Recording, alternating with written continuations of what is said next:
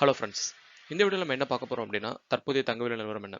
So ஏற்கனவே வந்து பார்த்தீங்கன்னா, நேற்றுக்கு யூஎஸ் ட்ரேடிங் செஷன் முடிவில் கோல்ட் பிரைஸ் ரொம்பவே அதிகமாக இருக்குன்னு சொல்லி பார்த்தோம்.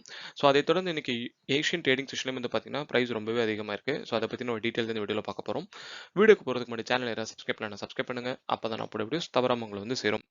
ஓகே, ஸோ கோல்ட் ப்ரைஸ் வந்து பார்த்தீங்கன்னா நேற்றுக்கு யூஎஸ் ட்ரேடிங் செஷன் முடிவில் $2,372 வந்து க்ளோஸ் ஆயிருந்துச்சு.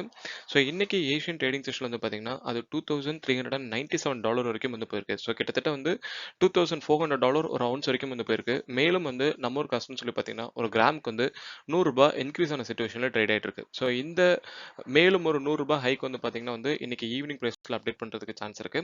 ஸோ இதே நம்ம சில்வர்னு சொல்லி பார்த்தோன்னா $29.12 ஒரு அவுன்ஸ் வந்து ட்ரேட் ஆகிட்டு இருக்கு. நம்ம ஒரு காசுன்னு சொல்லி பார்க்கும்போது ஒரு கிராமுக்கு வந்து ₹2.60 இன்க்ரீஸ் ஆன சிச்சுவேஷனில் ட்ரேட் ஆகிட்டு இருக்கு. ஸோ ஒரே நாளில் வந்து கிட்டத்தட்ட வந்து 3% இன்க்ரீஸ் ஆன சிச்சுவேஷனில் சில்வர் பிரைஸ் வந்து ட்ரேட் ஆகிட்டு இருக்கு.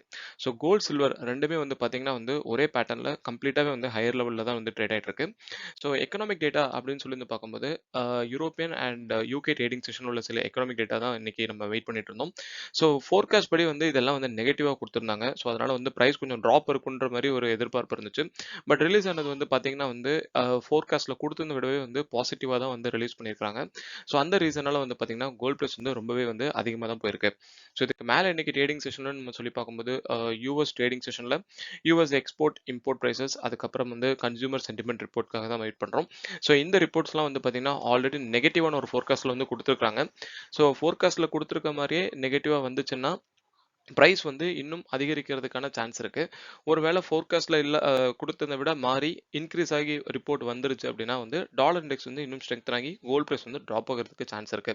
ஸோ எப்படி இந்த எக்கனாமிக் டேட்டா வந்து யூஎஸ் ட்ரேடிங் செஷனில் வருது, அதன் அடிப்படையில் எப்படி ஃபர்தராக பிரைஸ் மூவ்மெண்ட் இருக்கு அப்படின்னு டீட்டெயில் நம்மளுடைய அடுத்தடுத்த வீடியோஸ்ல பார்க்கலாம்.